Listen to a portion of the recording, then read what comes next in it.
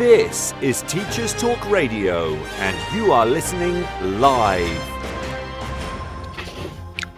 Hello and welcome to the Twilight Show. Thanks for joining me. Today I'm joined by Nati Gonzalez Brandy, who is a teacher, educator and consultant based in Uruguay.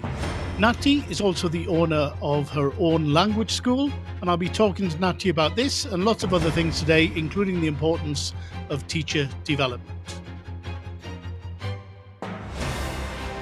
This is Teachers Talk Radio, and you are listening live.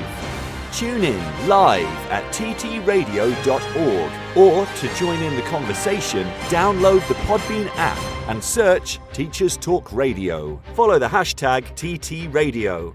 Tune in, talk it out with Teachers Talk Radio.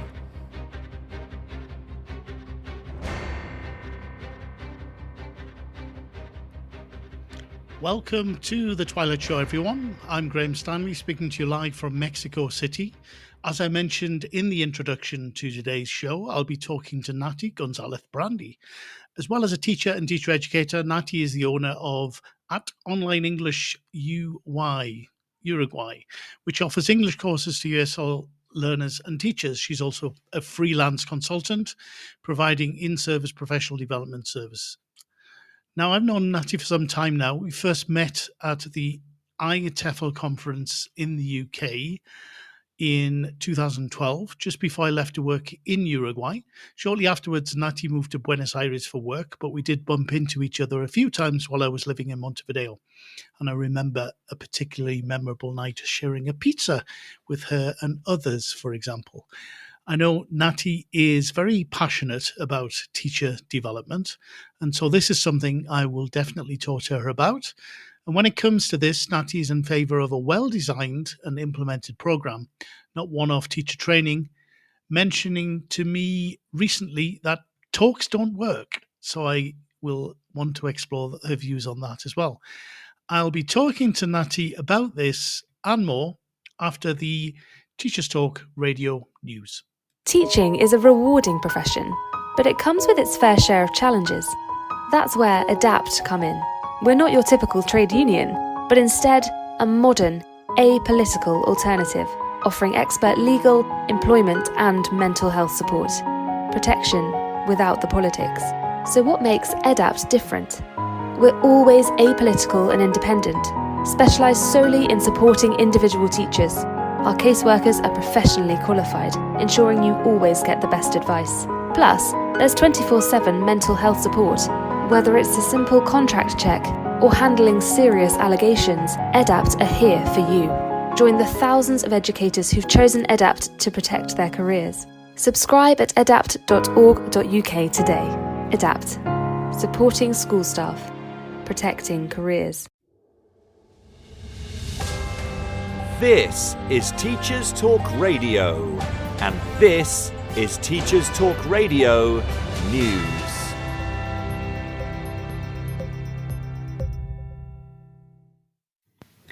The BBC covers reports that Labour has dropped plans to end charitable status for private schools.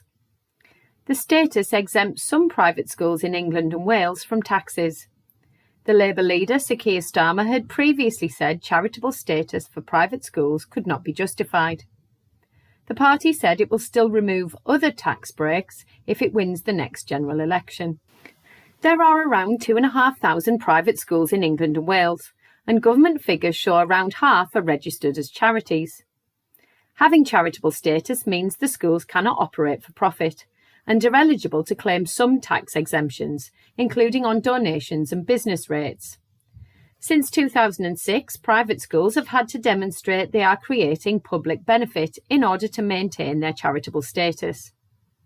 Labour has said it would charge private schools 20% VAT and end business rates relief. It says this could raise an estimated £1.7 billion. A party spokesperson said the money would fund desperately needed teachers and mental health counselling in every secondary school. Last year, the Scottish Government scrapped business rate relief for private schools. The Conservatives have questioned whether tax changes would raise the £1.7 billion, as claimed by Labour.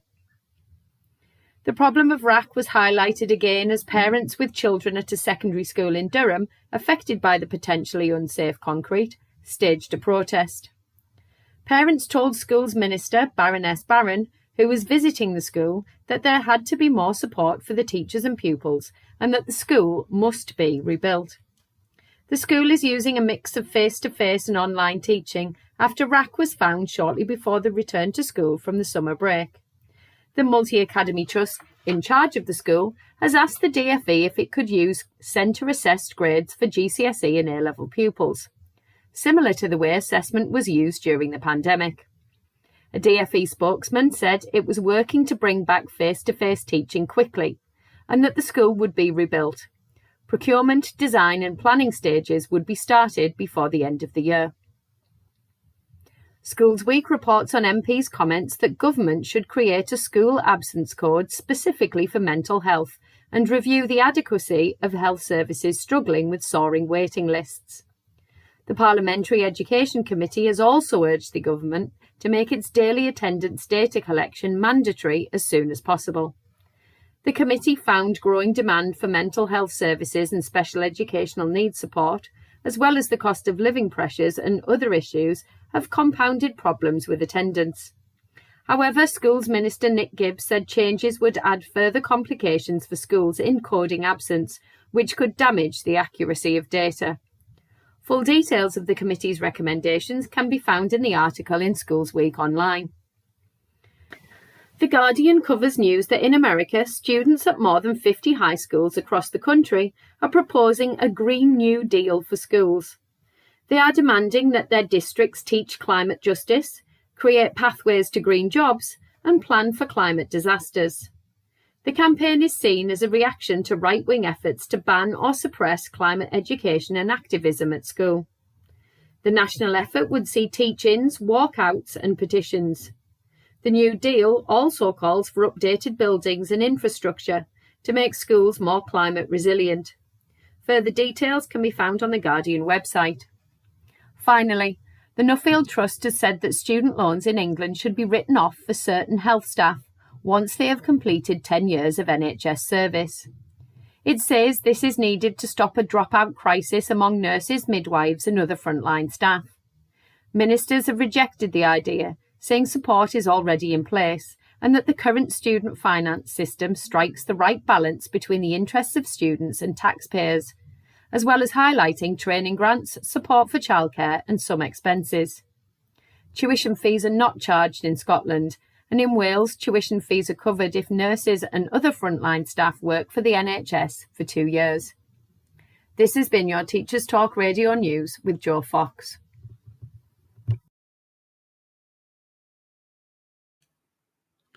Hello again. I was expecting the Tech Talk section, but it wasn't there. Okay, not to worry. So welcome back, everyone, and a welcome in particular to my special guest, Natty Gonzalez Brandy. Hi. Are you there? I am. Hello. How are you, Graham? Fantastic.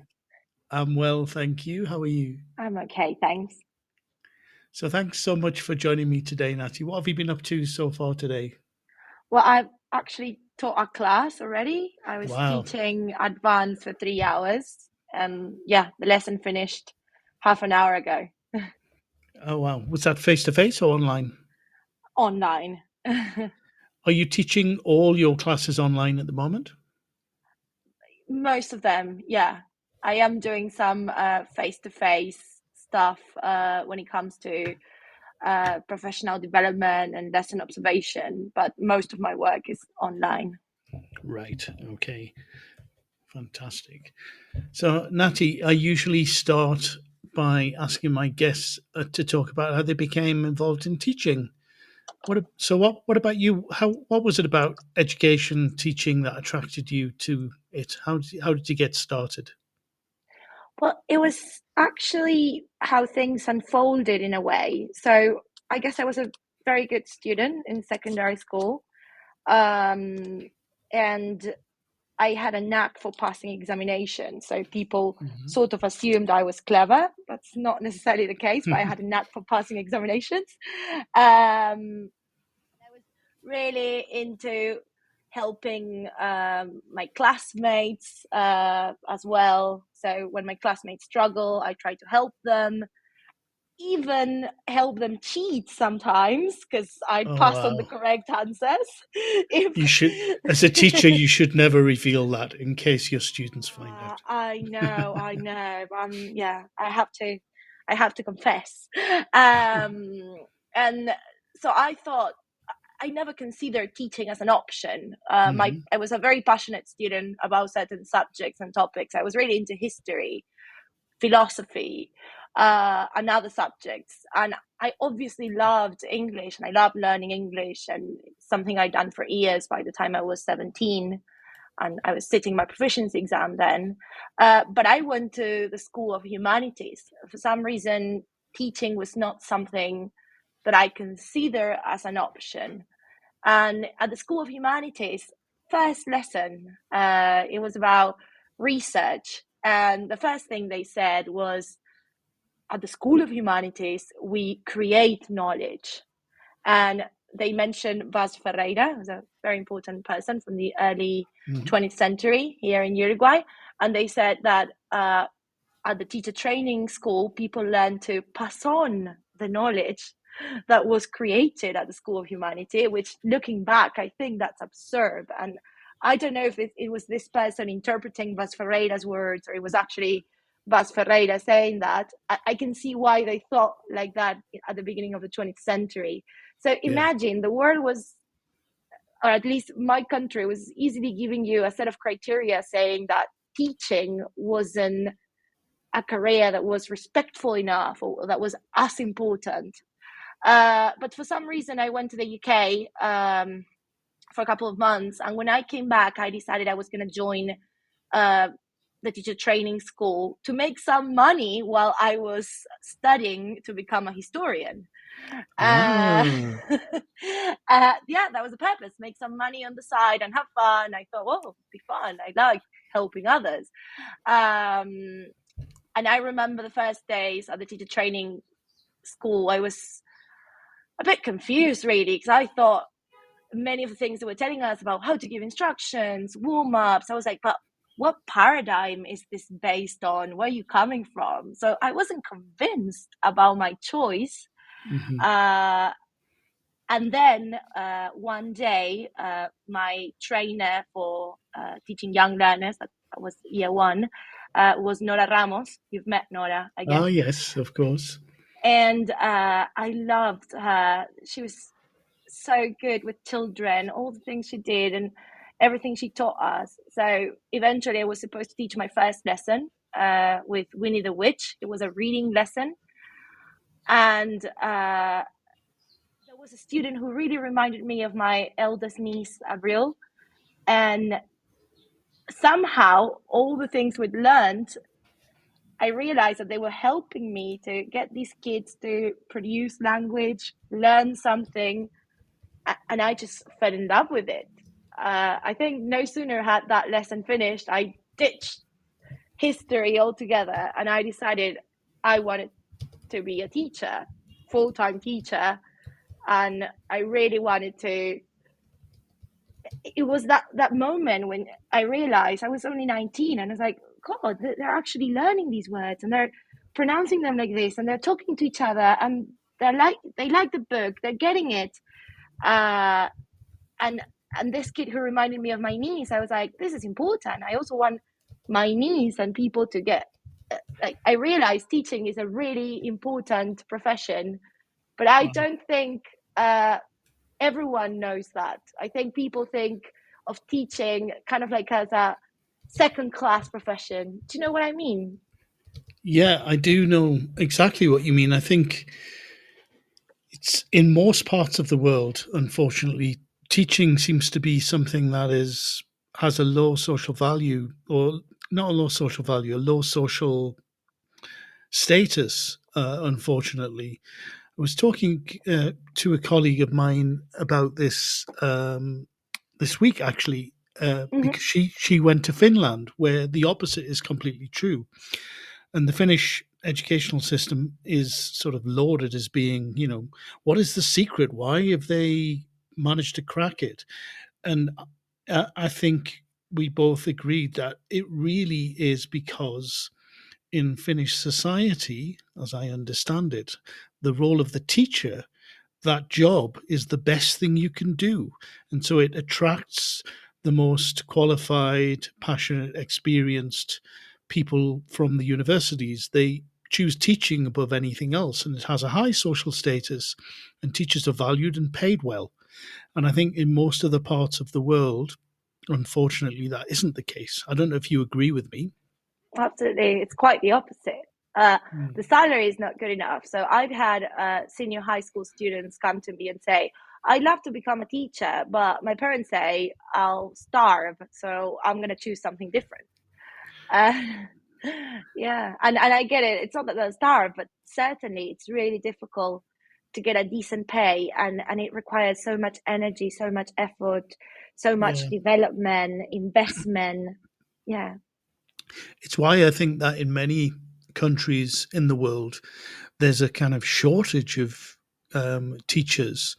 When it comes to English teachers, for example, I know very well that it's a big problem in most countries in the region, in the Americas, for example.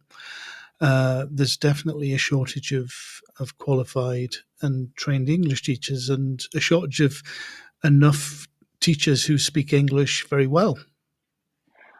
Indeed, and so many teachers leaving the profession as well, because for various reasons. Claire Venables recently shared a post on this. So many articles are saying teachers are leaving the profession. So we've got a shortage of teachers, and then we've got people leaving the profession. I know it doesn't look good, but let's not go down that sad street for the moment. So I'd like to come back to where we first met. So we first met at a conference for teachers, IATEFL in Glasgow, where we're both attending talks about the new remote teaching program that was being implemented in state primary schools in Uruguay. That I was very interested in that because I was about to leave Spain and move to Uruguay to start work involved in that program. Do you remember much about that time? I think I remember that you and others were doubtful whether this was the most effective way of approaching the lack of teachers in Uruguay. And I wondered as well if you'd change your mind about it now. Well, doubtful is a polite way of putting it. I don't think we were being quite blunt, and I was very young then, 23. And yeah, I was very vocal about my initial prejudice and thoughts regarding that program. Initially, I was a bit sad because I felt they were investing in teaching kids, but without the human resources we've got in our country. So they weren't investing in teacher training and teaching education. So I felt a bit disappointed by that with the government, really. But of course, we were like, yeah, why are they doing this? And I remember as well, there was this presentation, which I didn't like that much because they were showing this like video, which was like the ad for the program. And it was like a kid holding a flashcard and was like, this is red, el color rojo. And I was like, what the hell? What are they doing? Like, what are they going to do? Is this serious enough? And as a 23-year-old who just finished her Delta, I felt I knew everything, right? Which of course I didn't. So I was very blunt.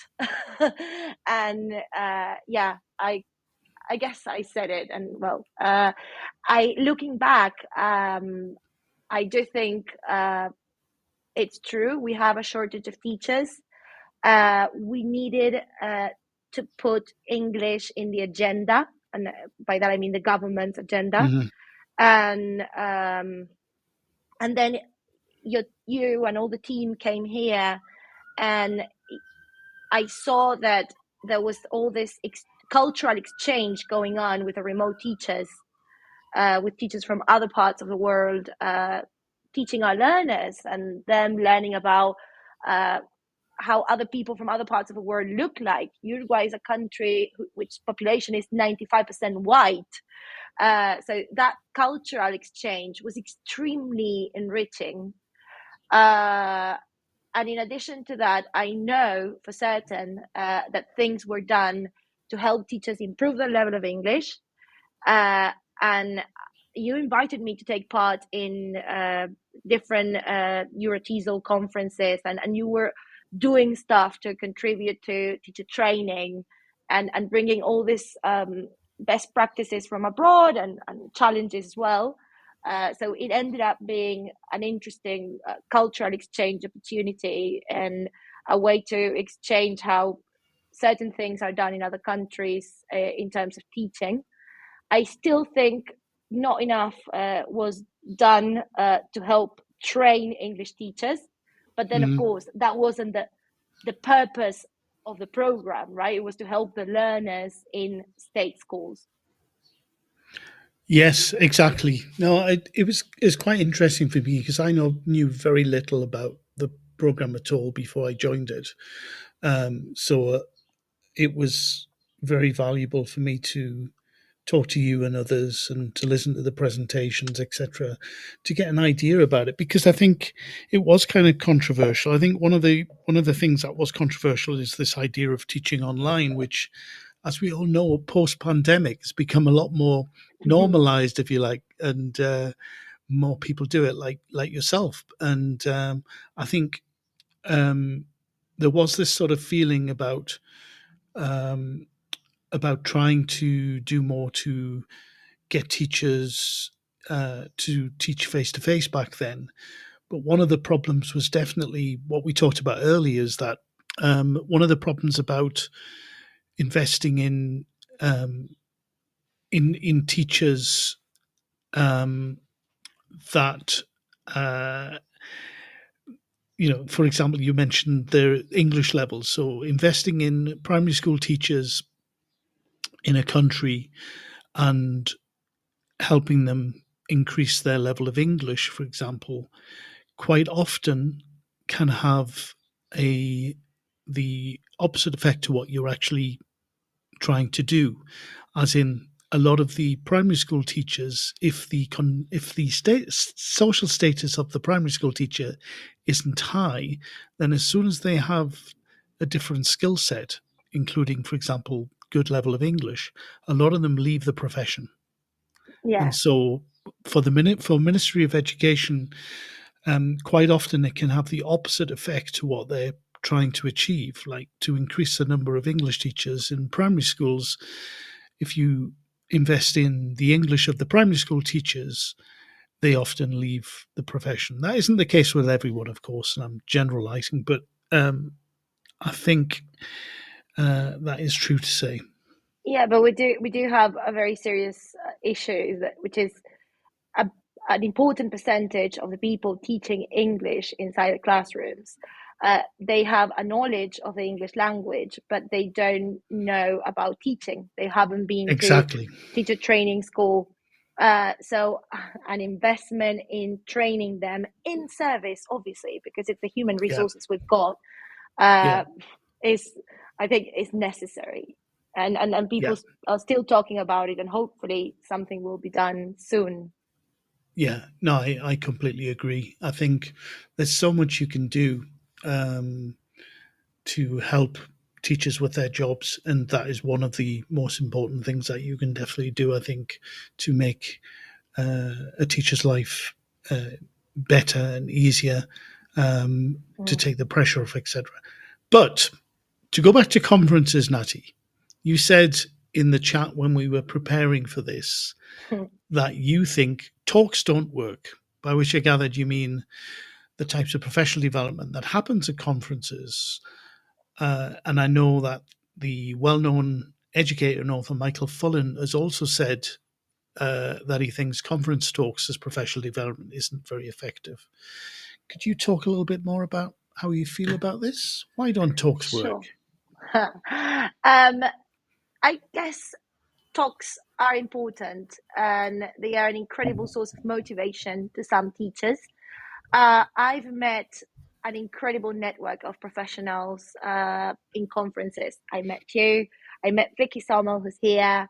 I met so many people, and they are my network. They are the people with whom I reflect. So I do think they have a positive effect. However, when I say that talks don't work, I'm talking about the talks that are mandatory, that everyone Yeah. should attend, Yeah. and then people go there and they're showing, for instance, certain things you can do with technology. And inside the classrooms, not in state schools, hopefully, thanks to Plan Ceibal, but in many private schools, they lack technology. They don't have, so they talk about activities you can do with a projector, and then you've got these teachers who don't even have a TV screen inside their classrooms. So I'm talking about these one-off sessions, which are not needs-based at all.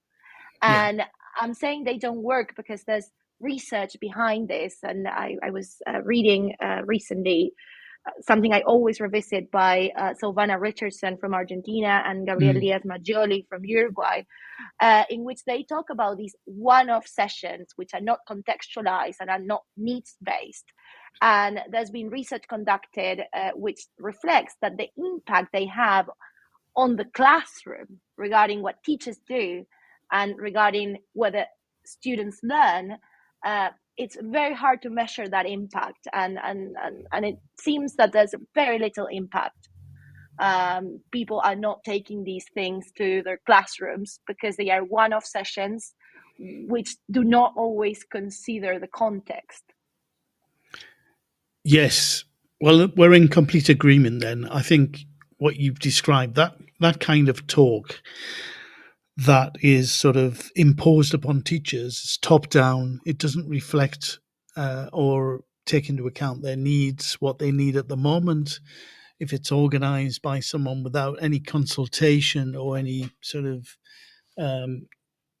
just justification to try and understand what it is that teachers want and need that will help them in the classroom, then it is completely ineffective, I think, completely. Especially, as you say, if it's a talk about something that teachers actually can't implement themselves in the classroom, like they don't have the technology to do so, then that's ridiculous. But so we're definitely in agreement. But having said that, Graham, I've picked up so many things from talks. When I first met Vicky, I remember all her work on project-based learning and how she helped me, having attended that talk and some follow-up talks and materials I read, it helped me to create my first project-based unit. Or I remember attending a talk you gave at the Anglo conference in which you talked about this game. I no longer teach young learners, but it was something about a murder mystery. So there was a murderer and there was a detective, and they went to guess. And I used that with my young learner students in Buenos Aires so much, and fantastic. It led to so much production, and they had fun, and sometimes like as a sort of like settler, they'd be like, "Can we play that game?" And I'm sure. So I've taken on board so many things from talks, but I've chosen to attend these talks, and when I can't, I don't go. Yeah. No, that's absolutely right. I'm in exactly the same boat as you. That's what I love about attending conferences, for example, when there's a selection of talks and workshops is such that usually it's very difficult to choose between the sessions, which one to attend, etc. And I've had so many great ideas, as you said, in the same way, basically. So yeah, I think it's that, isn't it? It's a talk that is imposed upon teachers. Absolutely. In service talks that someone sort of decides what to do. I've definitely been in a situation where I've worked in an organization where they forced us, it was compulsory to attend regular professional development talks, and some of them were useful and very valuable. But I do remember um, sitting through um, a talk on neuro-linguistic programming that the person who was in charge of the teacher development at the place where I lived, where I worked, decided that all the teachers needed to know about, and being completely skeptical and bored and thinking that wasn't for me. Obviously, it is something that appeals to a lot of people, but it was definitely something I thought, no, this is not something I'm ever going to use. So that was a waste of my time. Yeah, that happens quite often. And again, it's a bit unfair because teachers have so much under their plate, all this grading, all these responsibilities, so Yeah. much to do, and there's so much they get paid, which is not much really. And then it's like, go and attend these talks and invest in your professional development and do this and do that. And well, it's problematic. Exactly. So, Nati, um, before we turn to what kind of teacher development you think does work and how you approach teacher development yourself, I'd love to know about how you got involved in teacher education and teacher development and what it was that drew you to it. Sure. So soon after the Delta, I was very young again. I was offered a position as part of the director of studies team in Uruguay with my friend and colleague Lucila Canepa. And this involved going to the provinces in Uruguay to visit teachers. Some of them are qualified, some of them aren't, and give them tips regarding how to help them. And back then, I didn't have any formal training in teaching education, but I was so impressed because there were people who, for instance, weren't qualified and they were doing incredible things, and they were doing their best and learning on their own and so autonomous. And there were people who were also doing their best, but they really needed so much help in terms of like very simple procedures, from giving instructions to reflecting on lesson goals and learning outcomes. And I felt there was so much I could do to contribute with them. But I knew I needed training. So eventually I did the IH certificate in teacher training, which was super helpful for me. And I discovered about how to do in-service training, and I learned about how to conduct effective feedback, which I did not know anything about. I think it often happens with teacher trainers is that we're teachers and certain people respect us because we've gone for more qualifications and things, and then like, would you like to become a director of studies, or would you like to become a teacher trainer? And then we don't have much knowledge about teacher education. So yeah, I realized it was something I wanted to work on. I also realized that I lacked, my impact wasn't high. So I looked for qualifications, and I also looked for the network, IHFL and the professional development SIG, the teacher education SIG. So I had to look for help. Yeah, I think that's a very good way of approaching things. Really, I think a lot of us, myself included, I certainly kind of was attracted to teacher development, teacher training through the conference presentation, etc. And one of the things that attracted me to it was basically my special interest in learning technologies, in particular at the time that there didn't seem to be much of a focus on it, or a lot of people who knew that much about it, at least where I worked back in Barcelona. And so I found myself just naturally giving teachers at the place where I worked workshops on how to use various tools, etc., and use them in a way that they would appeal to students and and serve the learning outcomes, etc. And then it was a natural step to move to talking at a local conference. And then what can I do after that? Well, let's see what the international conference circuit was like. So that's how I got involved in teacher development. And I never really had any training.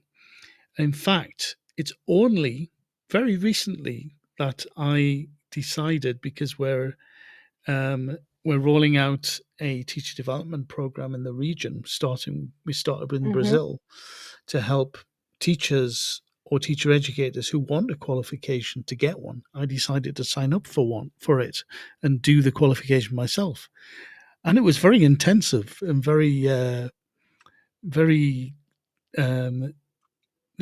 demanding, but actually I've really appreciated doing it. And I kept thinking, I've just finished like a couple of weeks ago, kept thinking, I wish I'd done this earlier. Would have saved myself so much so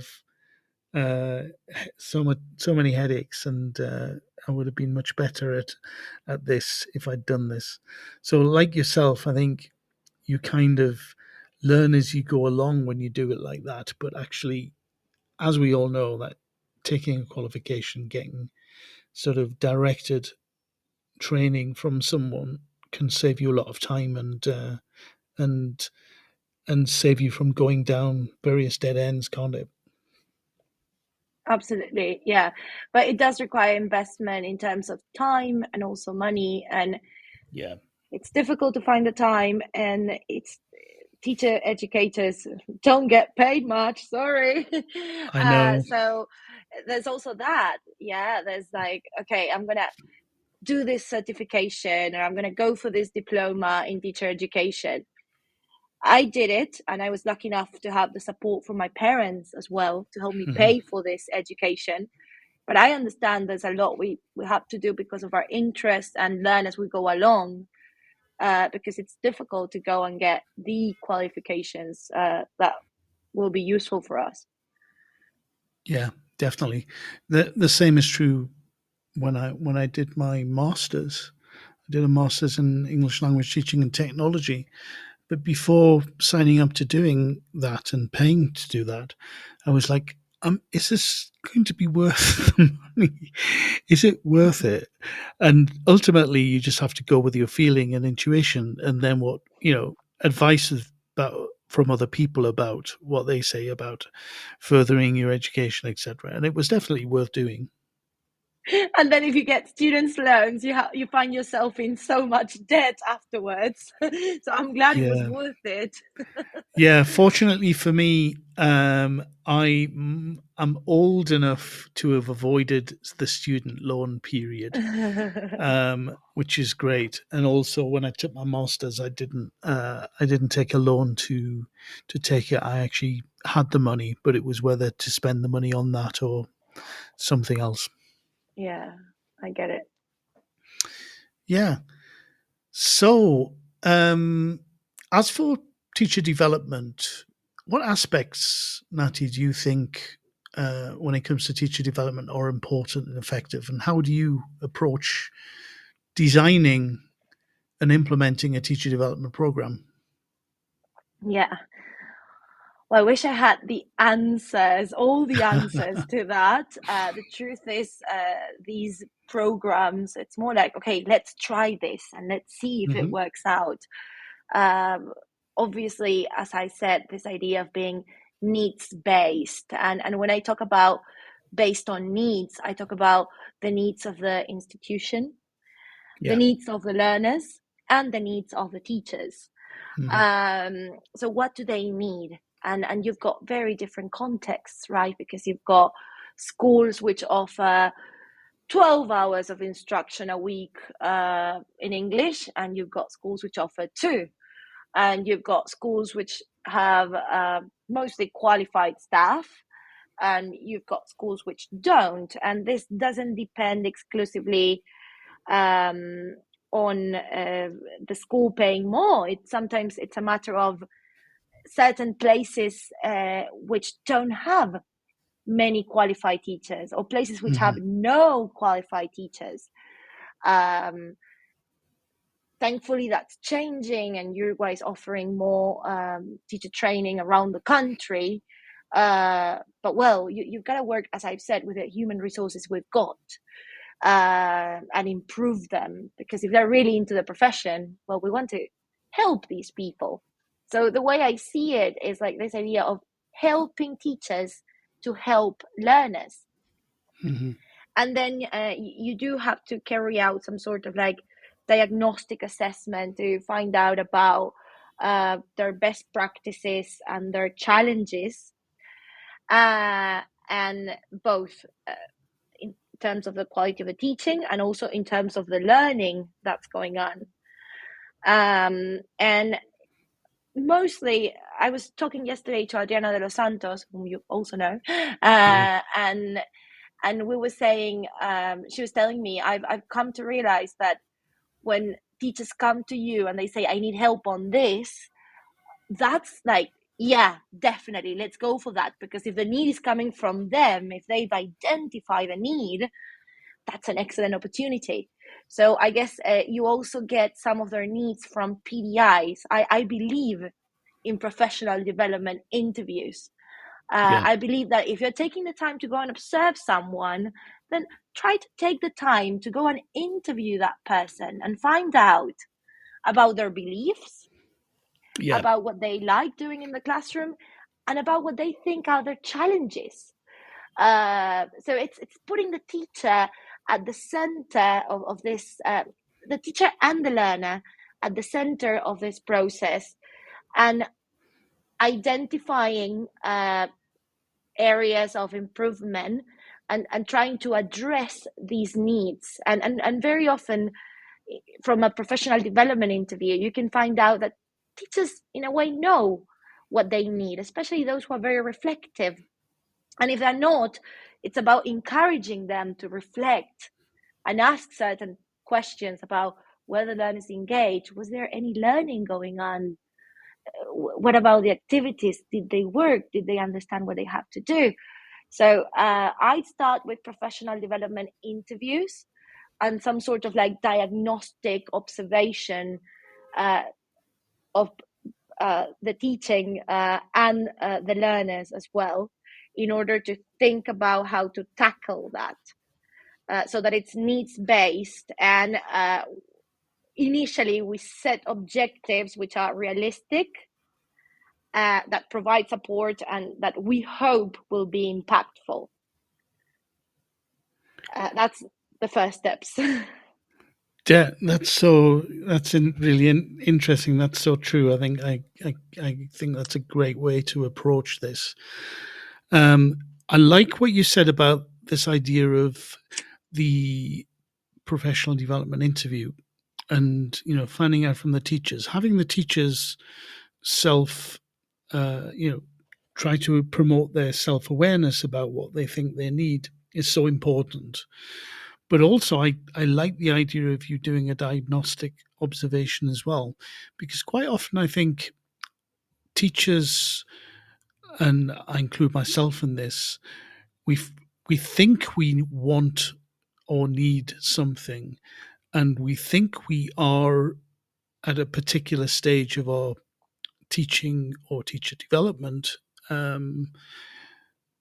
that we know how we are and what we need to develop in. But then an observation can often be a kind of rude awakening and reveal something that we didn't know about our teaching, for example. Or the opposite. You can find that I've come across teachers who are very underconfident sometimes, or they are very humble about some of the things they do, and they think that they need help with a particular aspect of teaching, when the opposite is true, and they actually do it very well. So I think that observation is a really key aspect that every teacher should really embrace, I think, to be able to understand from another person how it can be. And the observation doesn't have to be from someone who's managing the teacher or whatever. It can be from a peer, or even a self-observation, which I think is also another really interesting way of approaching it. For sure.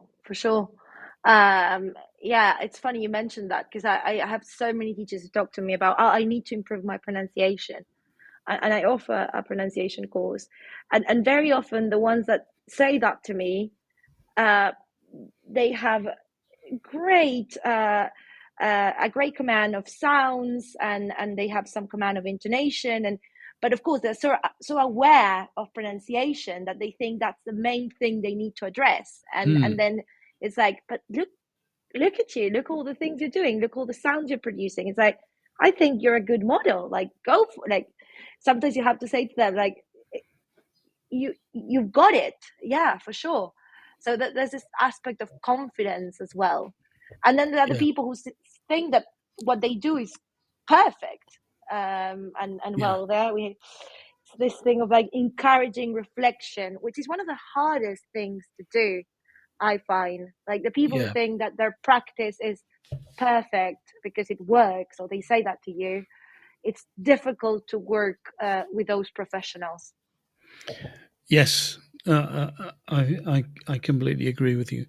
Chris Fry in the chat has a comment about an alternative observation. So Chris says, I had a wonderful alternative observation where I brought with me a collection of material I had adapted or produced, and we talked about this material and the ideas behind them for an hour. So I love this idea of observation as being a kind of professional development tool, and not, as it is most usually used, as being something to sort of used when we're kind of looking at a teacher and trying to judge quality of teaching, for example, or it being something that is necessary to do for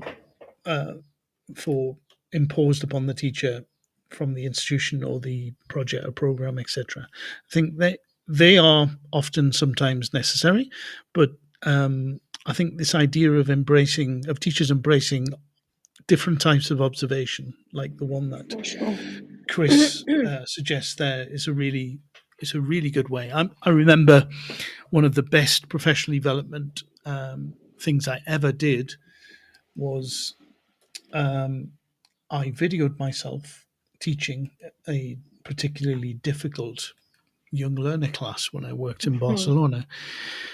And then I sat with my line manager, and he went through the video and he started talking about the students and their behavior during the lesson. And I spotted things that I would never have spotted or known about if I hadn't watched myself teach. And my teaching before and after what doing that observation, watching that video, was completely different. And it's funny what you're saying. Again, yesterday with Adriana on our way to this conference, we were discussing some methods, very old-fashioned methods we had going around here, which was basically the trainer interrupting the lesson and being like, do it again in front of the learners. Can you imagine? Really? Yeah, that happened here about 30 years ago, I'd say. But of course, we said this was difficult, but at the same time, it was like, okay, this is a problem. Videos give you the opportunity to identify that and rethink that with the person you're talking to without it being obtrusive or having a negative impact on the learners. So I do see it as a very powerful tool. And now that I teach online, I get to video myself quite a lot. And when watching the recordings, there are certain things I find about my teaching that I'm like, oh my God, why am I doing this? Because it does help with awareness as well. But having the opportunity to reflect on this video with another person, that's very powerful, because you can rethink it. You can think about how you do it differently and why. And you can also think about identify the best practices, identify the things that are really working in order to share it with others, in order to keep doing it. So yeah, I mean, you're already in step 2. Step 2 has to do with, okay, we've identified the needs. Now, what do we do about the needs? Yeah. And I think that's, yeah. Yeah, that is. It's really useful, I think, to do that. As I said, I think I'm a big fan of different types of observations to help teachers reflect on the way they're teaching and to develop. So Yeah. yeah, I'm going to come back to. I know that you've worked in. I know at least you've worked in both Uruguay and Argentina, Hmm. Nati, and that I'd love, even though the two places where you've worked, Buenos Aires and Montevideo, are quite close to each other. I'd love to hear any reflections you have on what's different or what's similar between them as far as teaching English, teaching and teachers are concerned. If you would like to talk about that, what did you find when you moved to Argentina, and how was the education system? How were things different or similar to, or different from the expectations you had? Is that Sure. something So, you could talk about? um, in Argentina, I worked at a language school, Mm, and then as a Cambridge examiner, I did go to several schools, but I never taught at a school. I worked all at a right. language school, so these are very different Hmm. schemes. But I was a teacher trainer in both countries, and there were certain things I discovered which were very interesting. I've noticed that Uruguay is a bit more obsessed with international exam assessment, Hmm. and in Argentina, the level is great. Like the level is solid, but they're not as obsessed with international exam assessment. That's for certain. It's not like all the schools are like, oh, you've got to sit this exam and that exam when you're Hmm. 7, when you're 10, when you're 15. And I also discovered that in Uruguay, and I include myself on this boat, we as teachers and as people in general, we very quickly say no. And we have this tendency to say no, but. So, like, initially, have you heard this? I mean, being in Uruguay, have you heard this? Teacher saying to you, no, but. I have heard it. I didn't think it was particularly Uruguayan to say that, though. I think it's kind of universal, but it's I interesting to know, hear what you. but very often you mean yes and, but we're a bit more. Um, and I can give you a very easy example. I remember in Argentina, Mm, I was working on syllabus design, mhm, and we identified that we were working with books which were a bit too dense. So we decided to have some leave outs. We suggested certain leave outs. Of course, this was just a suggestion, because I see the book as a resource and not another resource, and not as a script to follow, mhm. And this is Yeah. something I'm quoting Adriana here because she said this yesterday. And in Argentina, the teachers were like happy. They were like, oh, great. So we get to do other stuff. And I remember it was quite interesting because there was this particular book in which the leave out was unit 1, but it wasn't mandatory, it was optional, but we were like, okay, this is not really what the students who come from the previous level need, so you can leave out unit 1. Also because there was some very important stuff that we thought it was important to address at the end of the book, towards the last units of the book. And then so the teacher's reaction in Argentina was great, and then I came here and the teacher's reaction was like, why would you leave out unit 1? Students would perceive it in a very negative way, and what if I can cover all the book? And so I'd say in Uruguay, we question things quite a lot. In Argentina, they do as well, but in Uruguay, we have this quick tendency to say no. It's a feeling. I'm not sure it's 100% like that, but I know the reactions from the staff in Argentina were, oh, fantastic, you're alleviating the pain, we have to cover fewer units. And the reaction in Uruguay was like, what? No, why? And they were both reflecting, because they were both talking about whether to leave out certain things, and they were all involved in the process.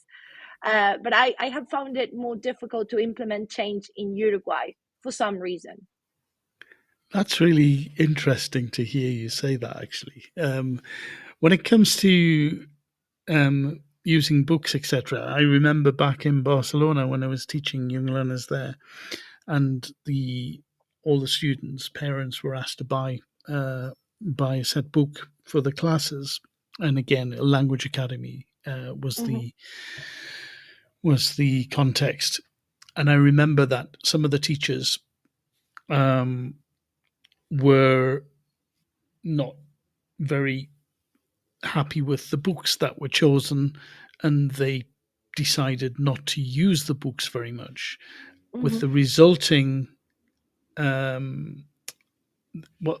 it had the result that a lot of the parents, if a teacher didn't use the book much, would necessarily be complaining about the fact that they'd bought a book and it wasn't really being used.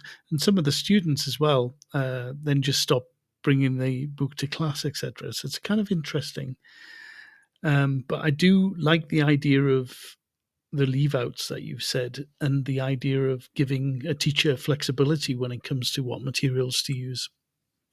Yeah, and I've had those complaints as well, as a coordinator, and that's why we started working on this idea of the leave out with Lisa Phillips back in the day, because it was like, okay, if you start from unit 1 and you do till unit 6, and then parents realize, not only parents but also students realize, that they didn't do anything in unit 7, 8, 9, 10, 11, there's this feeling that you haven't completed the course. And perhaps you haven't, because perhaps there are reasons why certain communicative outcomes and grammar structures and vocabulary items are there in unit 7, 8, 9, 10, 11. So this idea of reflecting on the book, thinking about what the students already bring, and finding opportunities to leave out certain things, so that perhaps what's in unit 12, which is often very important, not always, but often, is not left out. That was the idea. That was the reason why we were working on identifying opportunities to leave out certain things, so that they'd have this sense of completion, but without having to do every single thing that's in the book. There's also the responsibility of the managers to be very clear with parents and explain that sometimes you're working with a book, but you're not doing the activity in the book, because for certain reason, let's say you're dealing with food, and books very quickly usually bring things that you don't get to see much in Uruguay. So they bring raspberries, and our students, they rarely see raspberries in the supermarket. But they don't bring pear, for instance, and that's something that's very common in our country. So you have to say to parents, the fact that you see that there are certain things that haven't been done in the book doesn't mean that they're not working with the book. It's just that they're playing a game with it, or they've taken out of the book and they've adapted it. I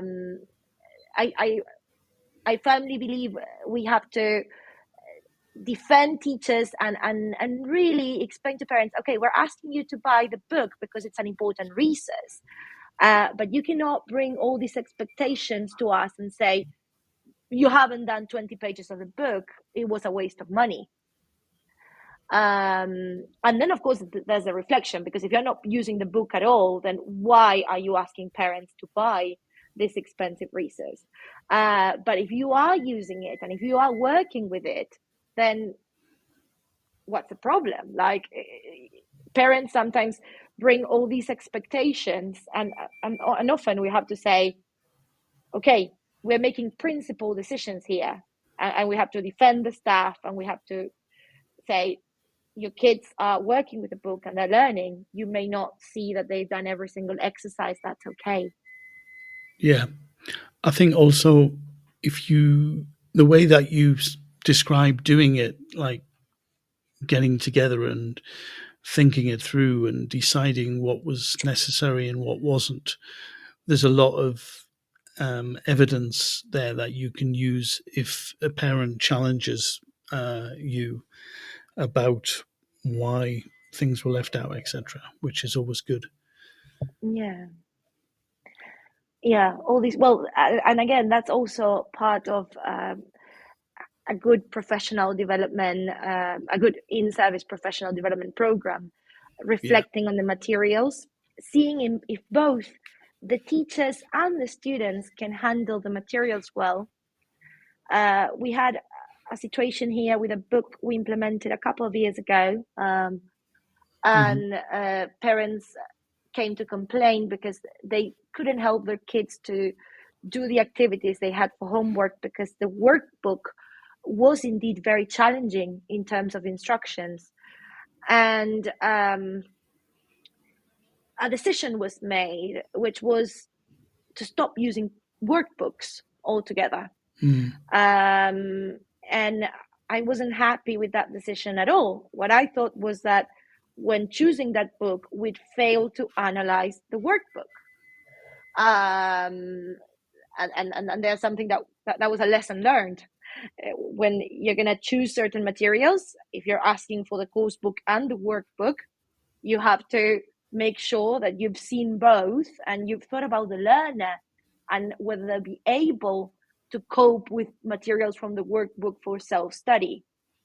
However, what ended up happening was that for many years, they stopped using workbooks altogether. And there was also this thing about parents complaining that the workbooks weren't being checked by the teacher. The teacher wasn't taking the workbooks home. So that solution of saying, let's stop using workbooks altogether, it seemed like a solution to reduce the number of complaints. But I do wonder about the impact on the learners. I wasn't very pleased with that solution, which was bottom up. It came from the manager, obviously. Yeah. So yeah. Yeah, that's interesting. I think a lot of the times, not always, but a lot of the workbooks, that's where the practice activities are. Exactly. So if you're not doing anything from the workbooks, then the students aren't getting enough practice to be able to become fluent in whatever the language is they need to improve on. It's practice, and it's practice that should be autonomous in a way.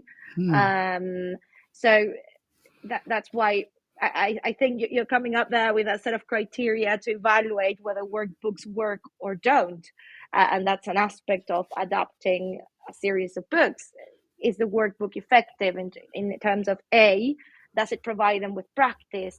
B, is it practice that's appropriate for the age and level? And C, will they be able to do it on their own? And then check in class in a way that doesn't mean teachers taking the workbooks home. Yeah. And well, we could keep talking about this, but yeah. Of course. Maybe to draw this talk about workbooks and materials to a close, there's a comment from Chris in the chat, Chris Fry in Barcelona. He says, at one time I asked my students to rate each of the units in the book that we were going to use. The ones with the lowest rating were not used, and I then used a mixture of levels of popularity. Sadly, shortly after we got the order to cover an exact block of units each term, which was justified by complaints from the small number of students who changed classes that they had to repeat the same unit. So I don't think there's any solution to this, but you just have to muddle on through and work it out dynamically depending on the group, don't you think?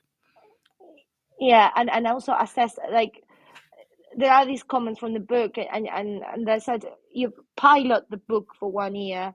So I guess the second year, what Chris is saying is crucial there, having feedback from the learners and the Yeah. teachers and the institution, Yeah. and someone looking at the Common European Framework of Reference and seeing if it matches what they're doing. That's important, so that Yeah. all the institution is on board regarding what to do with the books and what to cover and what not to cover. But I love the spirit of this, because again, we're seeing the book as a resource, not as a script which says how we should teach. Yeah. And often I've been involved in some materials writing, and it's called my attention that you're working on the course book, but someone else is working on the teacher's book, and someone else is working on the workbook. So you end up finding very often a lot of discrepancies between the three, and that has to be part of the thinking we do when we choose to adapt certain materials. You'd hope, though, Natty, that the editor would be keeping an eye on that and making sure that it was all coherent. But is that not the case sometimes, do you think? It's not the case sometimes. No, I've seen certain lexical items being taught in the course book, and then they have the crossword in the workbook, and it's different words. Not different topics, but very different words. Of course, you can exploit that for expansion opportunities, but in that case, you'd have to do that activity in class, or make sure you cover those lexical items when teaching. Yeah, definitely. And what you said about evaluating the course books, etc., is something that the best example of that is, again, when I worked in Barcelona, we had an end of year survey about the course books we used for different levels, that they were sort of recommended course books for each of the levels that we taught in the place where I worked. And the teachers, we didn't ask the students to do it, but we did ask the teachers to give feedback on each of the levels. And any course book that fell below a particular rating out of 10, that would be dropped and replaced. But any course book that was rating consistently high, I think it was definitely above 6.5, then it would be kept, which I think was interesting. And the other thing which I think is really important, which I know a lot of, in particular, a lot of language academies, but I think a lot of schools don't do as well, is that they don't have a particular syllabus. They just use the contents of a book, when it comes to a language course, at least, as the syllabus, which is a mistake. And I think back in that situation in Barcelona, we had a syllabus, and the directors, one of the jobs of the director of studies was actually to match any book to the syllabus, and then to offer additional material where the book didn't cover things in the syllabus, and again to suggest leaving out parts of a book that were dealing with things that weren't in the syllabus as well. I guess that, I think in Uruguay, and I'm talking about services offered by certain institutions, that, schools tend to adapt their syllabi. We have that problem. The syllabus becomes a script, and it's like week 1, pages 2, 3, and 4. It doesn't say pages 2, 3, and 4, but it says reading, and it's the description of the text which appears in the course book. Right. It's a challenge we've got here, because again, that's not needs based. It's a top-down decision which says this is the course book. You go, you teach it. Yeah, I mean, in some cases where the publisher and the coursebook writers have done their job well, they do offer something that is very comprehensive, and that is well responded to by learners, and based on the needs of that level of learner, what they actually need to do to be able to improve in the way that they should improve. But in other cases, you get the feeling that it hasn't been that rigorous. Absolutely. And then that's why we should be, an aspect of professional development to work on is getting people on board when it comes to assessing whether certain materials are conducive to learning. They're mentioning homework here. Also, like, what's the purpose of homework? What about the aims, the learning outcomes? I think usually it's usually the case that when we identify the needs of the teachers and the students in certain institutions, we have to focus on aims, objectives, and learning outcomes. And reflecting on the materials is another aspect in which we could get everyone on board, the learners, the teachers, and the institution. Yeah, definitely. So, Natty, I know that I think you've also recently set up your own business as a consultant and teacher educator. And a few weeks ago, I talked to another teacher educator, Alicia in Peru, about how she did this. And it was fascinating to hear her talk about how it kind of developed.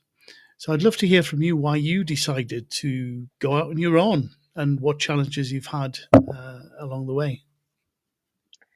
Sure. So, well, many aspects here. I know we, as teachers, we don't usually talk about money, but the truth is, after the pandemic, I was broke. Right. During the pandemic, we were on a special type of work leave, which meant we were making less money. And I felt it was really unfair. I understand it was a difficult time for institutions in general, but I felt that the pay was really unfair. And I thought, okay, I've been training students for exams for a very long time. It's one of my strengths. So I'd start my own business. I'll try to have impact and help others and people from different parts of Uruguay. And hopefully I'll be able to solve this economic situation. That was my initial thought. And I did have to reflect on my best practices and what I could offer best. And I'd broken my arm before in 2019, and which also led to economic problems and a lot of investment in rehab and things like that. And I changed a bit because my life was all about my arm. And I realized I was devoting so much time to the institutions I worked for. And when everything is about whether you can move your arm or not, you end up realizing that it's not all about work, you know?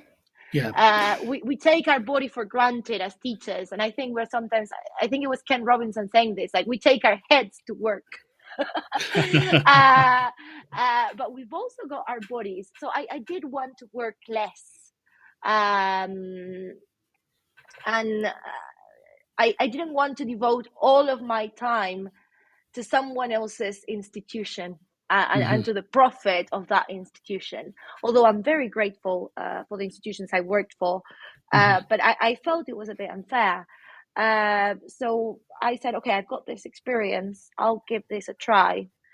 And Claire Venables helped me enormously, and all my friends in English language teaching that listened to me and talked to me. And I said, okay, I'm going to advertise it on Instagram. I discovered that in order to advertise things on Instagram, you also have to design material that's useful for people in order to get the followers and the interaction. I soon discovered that the algorithm is mean, so you have to keep feeding it, you have to content to the algorithm. And of course, you have to pay for ads. But I had this idea in mind, which was, I'm going to train people for international examinations. I'm going to advertise this on Instagram. And on Instagram, I'm going to create content that's useful for Uruguayan learners. So that they follow me and they interact with me and I find out about their needs. And that's what I've been doing. And I can tell you it's working. I do have to pay for ads You do have issues, people dropping out. I work mostly with young adults. Young adults are very busy. We all know. I mean, I've joined French lessons and Portuguese lessons a million times, and I end up dropping out. So I know firsthand that that's an issue. But if you offer a good service, there's word of mouth, and then there's social networks that can help you to get there. But you do have to show who you are. You do have to make sure that this is growing organically. A lot of teachers buy followers, and the algorithm allows you to buy followers, but you're also killing your page, because they will assume that you've got, let's say, 20,000 followers, but only 2,000 interact with you. So if you're going to start your business and you're going to advertise it on Instagram or on Facebook or wherever it is you're going to advertise it on, do not buy followers, because it will lower your visibility. Right. That's really good advice. And why Instagram? Was it because you knew that the audience of students that you wanted to reach are the kinds of people who will use Instagram? You just knew that, or did you do any other sort of research into it? No, I knew I was pitching teenagers and young adults, and back then they were on Instagram, and younger people were on TikTok. Nowadays, we've got a mixture. I'm on TikTok, but I don't really know how to use it, so I'm not advertising. I'm struggling with that. I should expand to TikTok. But yeah, I thought Instagram was a good idea. My friend Claire was doing it on Instagram. I gave it a try, and it worked. And I was able to find 30 students to teach 4 groups within the first 2 months. So the fact that it worked made me think, okay, I'm going to keep working on this platform. Great. Oh, that's really good. I'm glad to hear that it's working out, and that you managed to get 30 students pretty much straight away. That's really good news. Yeah.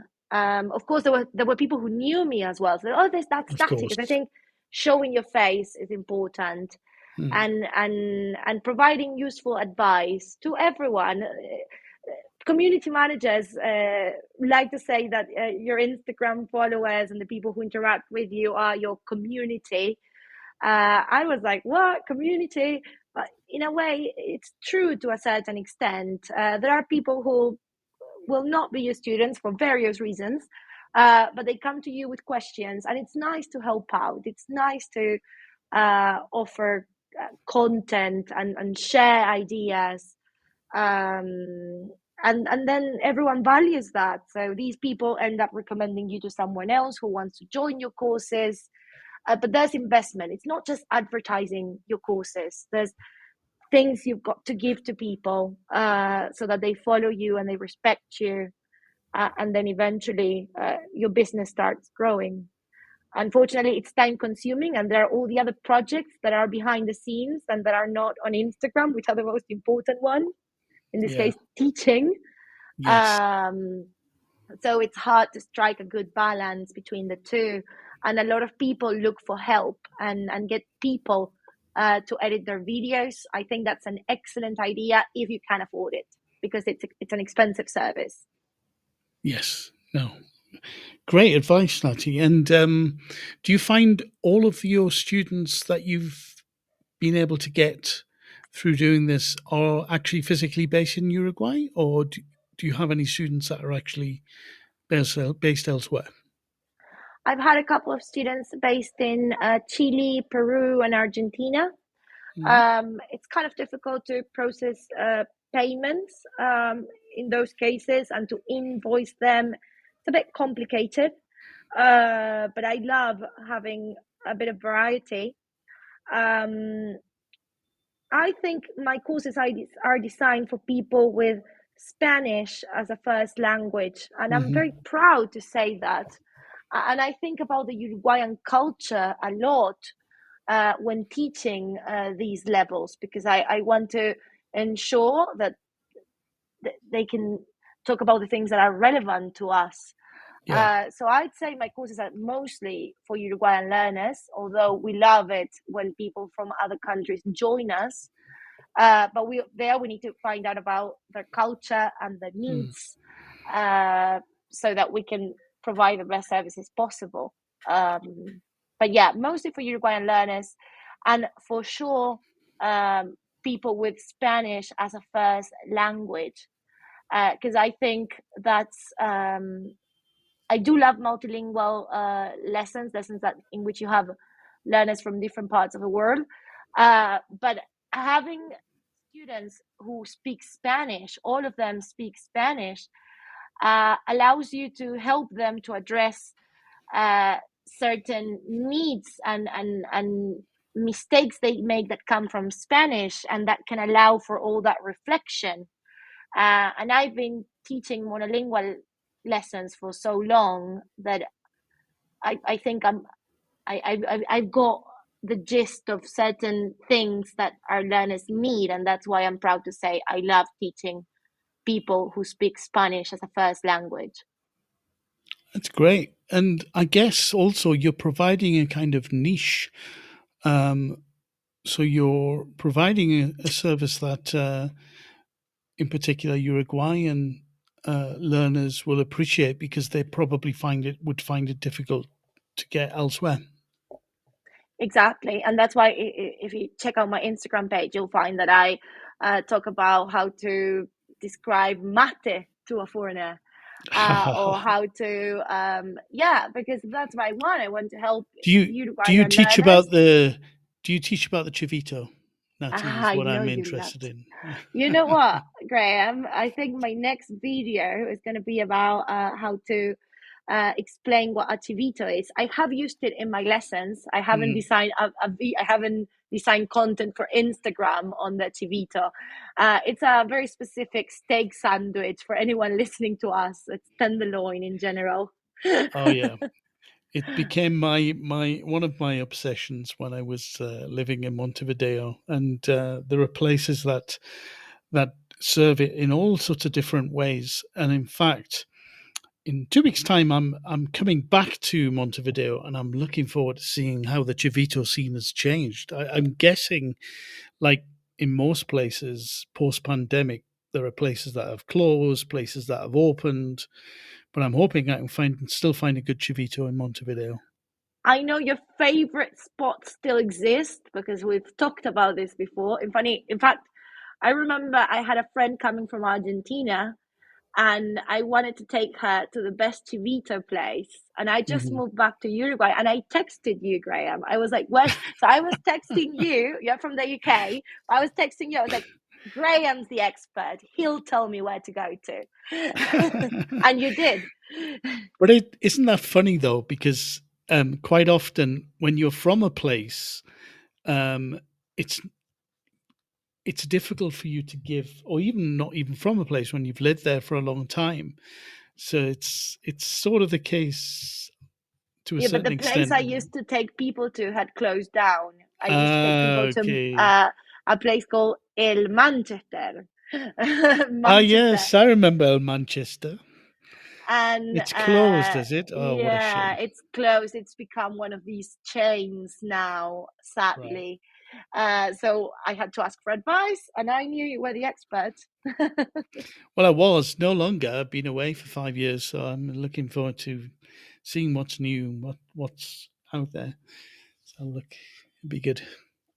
I love to teach. I love to cook my own chivito for you guys when you come here. That's really nice. That's quite a skill.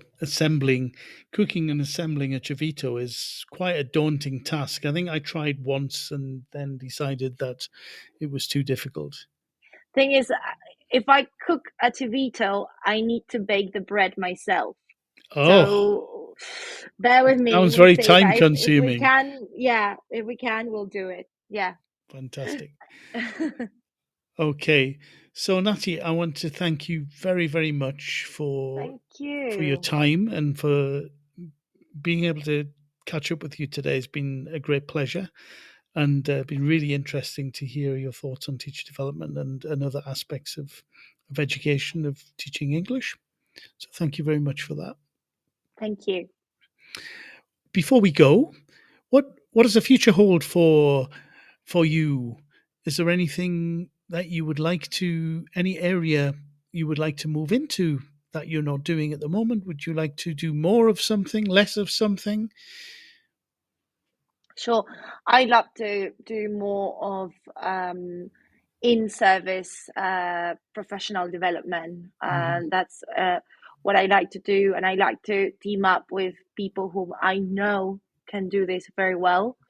At the moment, I'm offering my services freelance, and I'm working for a school I used to work for by going to one of the schools in their network and providing these services. And I'd love to continue offering this because, in a way, I think it's when I feel best, because I feel that by helping other teachers, I'm helping a lot more students in the classroom, and that's something I really love to do, and I'd feel really good about myself if I were able to continue offering these services. And then I'd love to go back teaching young learners, because I miss them and I love teaching young learners. More difficult to do online, I guess. I guess most of the young learner classes are face-to-face. I prefer it face-to-face. I know there are people who offer good services online, but I prefer it face-to-face. So who knows? I may end up having my own face-to-face young learners class at some institution. Who knows? Yeah. Sounds good. Okay, well, thank you again. It's been great to talk to you, and well, I look forward to being able to speak to you in person in a couple of weeks' time. Yeah, so you're going to the UK, but then you're coming to Uruguay. Jeez. Yeah, it's quite intense. I'm going back to the UK next week because it's my father's 90th birthday. Wow. And so I'm looking forward to celebrating with him and the family. Big event. I'm coming back briefly mid-October for a couple of days, and then I'll be on another plane to Montevideo for a week. There you go. Okay, so busy times ahead, but exciting. Yeah, busy but exciting, exactly. That's the way to approach it, I think, definitely. I don't like traveling as much as I used to, but necessary evil to be able to be in the places you want to be. Absolutely. Okay, Natty, thanks again. Thank you.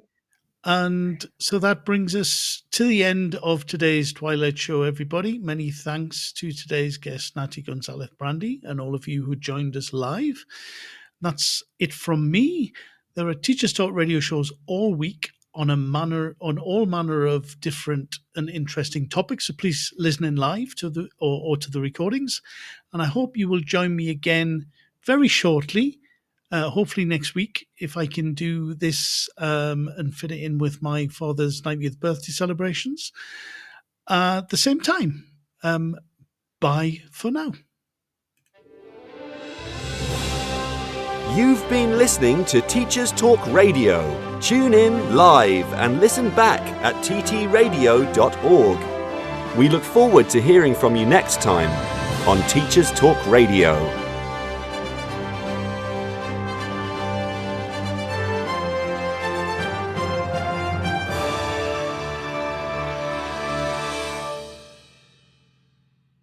Teaching is a rewarding profession, but it comes with its fair share of challenges. That's where ADAPT come in.